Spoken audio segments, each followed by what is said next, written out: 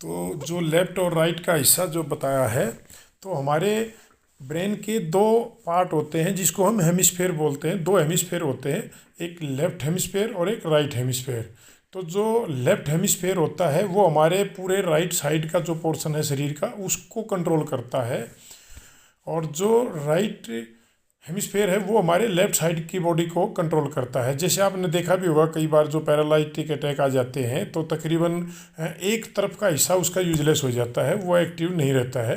तो इसका मतलब उसके दूसरे टाइप के यदि के बाई साइड का यदि एक्टिव नहीं हुआ, बाई साइड का यदि उसका फेल हो गया है, तो इसका मतलब राइट साइड का जो ब्रेन है उसमें उस पोर्शन में कुछ डिफेक्ट आया है, वहाँ कोई ब्लड क्लोटिंग हुआ है जिसकी वजह से वो पैरालाइज हो गया है। तो इस तरह से दोनों अलग अलग कंट्रोल करते हैं, लेफ्ट और राइट। और उसी के हिसाब से फिर वो इनका डोमिनेंस भी चलता है कि किस में कितने न्यूरॉन्स ज़्यादा हैं, और इसी के हिसाब से हमें ये पता चलता है कि इसका इंटेलिजेंस कौन सा ज़्यादा है। तो बाईं तरफ का और राइट और लेफ्ट में यदि हम देखें तो कैसे पता करेंगे आप लोग कि भाई कौन सा ज़्यादा स्ट्रांग है। तो ये हम एक्टिविटी के द्वारा पता लगा लेते हैं। जैसे किसी बच्चे का मान लिया बाईं साइड का जो है वो ज़्यादा स्ट्रॉन्ग है, तो उसका एक ऑटोमेटिकली इंटरेस्ट मिलेगा आपका कि वो मैथमेटिक्स साइड में, जैसे एनालिटिकल ब्रेन बोलते हैं हम इसको, तो उसको मैथ्स में लॉजिकल उसमें कैलकुलेशन माइंडेड और लैंग्वेज वगैरह जो होता है वो इसका स्ट्रॉन्ग मिलेगा, उसमें ज़्यादा इंटरेस्ट लेता मिलेगा बच्चा। और यदि किसी का राइट साइड ज़्यादा डोमेन करता है तो राइट पोर्शन जो है उसको हम क्रिएटिव माइंड बोलते हैं। तो क्रिएटिव माइंड में उसकी क्रिएटिविटी कुछ ज़्यादा निकल कर आती है, जैसे आर्ट एंड क्राफ्ट हो गया, आपका डांसिंग हो गया, पेंटिंग हो गया, स्पोर्ट्स है खेल कूद वगैरह में ज़्यादा इंटरेस्ट मिलेगा। तो इस टाइप की एक्टिविटी कर रहा है तो इसका मतलब उसका राइट जो पोर्शन है वो ज़्यादा स्ट्रॉन्ग है। तो और बाई चांस जैसे नहीं भी होता है किसी का, सपोज करो किसी का अब राइट कम है, तो कुछ एक्टिविटी के द्वारा उस राइट को हमने स्ट्रॉन्ग बनाना भी होता है, उसको इम्प्रूव भी किया जाता है, तो ताकि दोनों का बैलेंस रहे। यदि बैलेंस होता है तो बहुत अच्छा होता है। बहुत कम डिफरेंस, यदि 5 से 10%, 10 पॉइंट तक ही यदि उसका डिफरेंस है तो ठीक है। यदि उससे ज़्यादा होता है तो वो फिर एक वीक समझा जाता है, और उसके लिए स्पेशल एक्टिविटी करवा कर उसको इम्प्रूव भी किया जाता है।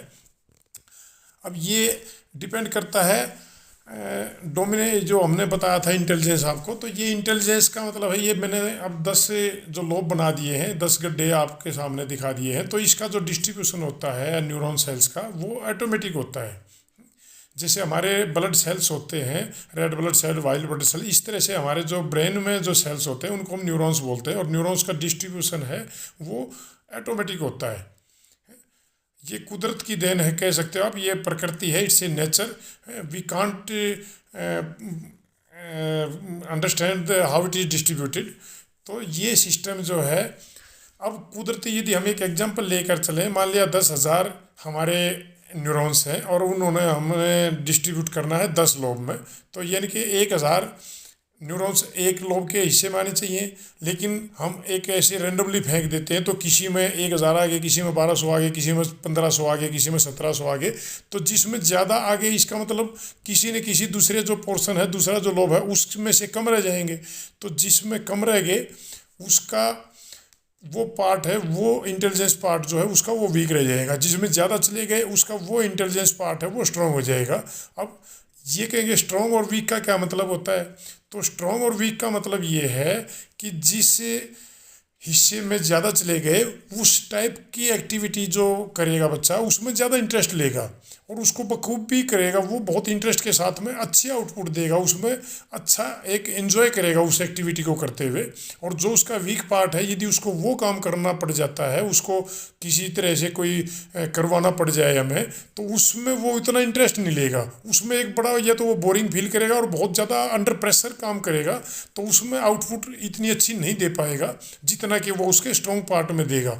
तो ये हमने देखा है, जैसे कई बार बोल देते हैं ये तो बोर्न लीडर है, ये तो बोर्न पहलवान है, बना बनाया खिलाड़ी है। तो ऑटोमेटिकली इसका मतलब यदि वो बना बनाया खिलाड़ी है तो उसका जो काइस्थेटिक पार्ट है उस लोब में न्यूरॉन्स ज़्यादा हैं, ये मतलब है समझने का। और यदि वो बोर्न लीडर है तो इसका मतलब उसका जो इंटरपर्सनल इंटेलिजेंस है उसमें न्यूरॉन्स की मात्रा अधिक है।